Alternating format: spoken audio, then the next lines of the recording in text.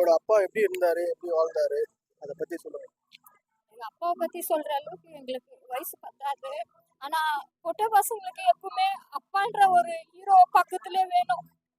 அப்பா இல்லைன்னா எதுவுமே சாதிக்க முடியாது, எதுவுமே பண்ண முடியாதுன்னு நாங்க ஒரே ஒரு 4 மாசத்துல தெரிஞ்சுக்கணும்.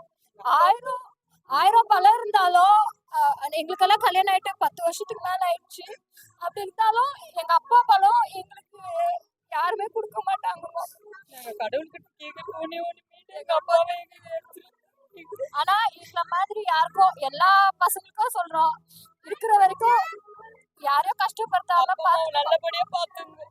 யாரும் கஷ்டப்பட விடக்கூடாது. அப்பா அம்மாவை அப்பா கஷ்டம் தெரியும். வரப்போற எல்லாரும் நாங்க கூட ஜெனரேஷன்ல அப்பாவை விட்டு கொடுக்க கூடாது. அப்பா அம்மாவை நல்லா பாத்துக்கணும். அந்த கஷ்டம் தெரிஞ்சு நான் கஷ்டப்பட்டு பொட்ட பசங்களோட இருந்தா எவ்வளோ பேச்சு, எவ்வளோ சொல்லு, எவ்வளோ தப்பான வார்த்தைகளை விடுறாங்க. ஆனா அந்த வீட்டுல இருந்தா தெரியும், அந்த பொட்ட பசங்களை வச்சுக்கின்னு அந்த இழப்பு வந்துட்டு வேற யாருக்குமே ஈடுகட்ட முடியாதுங்க. கஷ்டப்பட்டு வளர்த்துட்டு எங்க அப்பா அம்மா ரொம்ப கஷ்டப்பட்டாங்க. 4 பொட்ட பசங்களை வளர்க்குது, 4 ஜென்மம் மாதிரி சும்மா வாழ்ந்துடுறோம்.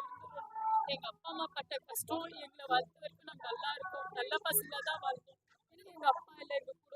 எங்க அப்பா திருப்பி வந்துருவாருன்னு ஒரு இடம். அவரு சாவரப்ப 59 இயர்ஸ் இல்ல. இப்போ எங்க அப்பாவுக்கு வயசு இருக்குதான். சீக்கிரம் எடுத்துக்கினாரு. கொஞ்ச நாள் விட்டு வச்சிருக்கோம் எங்க அப்பாவை. நாங்க சொல்றதை விட வெளியே எங்க அப்பாவை பத்தி கேட்டு பாருங்க. எல்லாருமே எப்படி அவரை வாழ்த்துறாங்க, கடவுள் இருக்கிறாருன்றாங்க. அது வந்துட்டு இதுல போய் எங்க அப்பா தான் எங்களுக்கு கடவுள். எங்க அப்பா விட்டா வேற யாரும் இல்லை எங்களுக்கு கடவுள். அவருதான் எங்களுக்கு எல்லாமே எல்லா சப்போர்ட்டும்.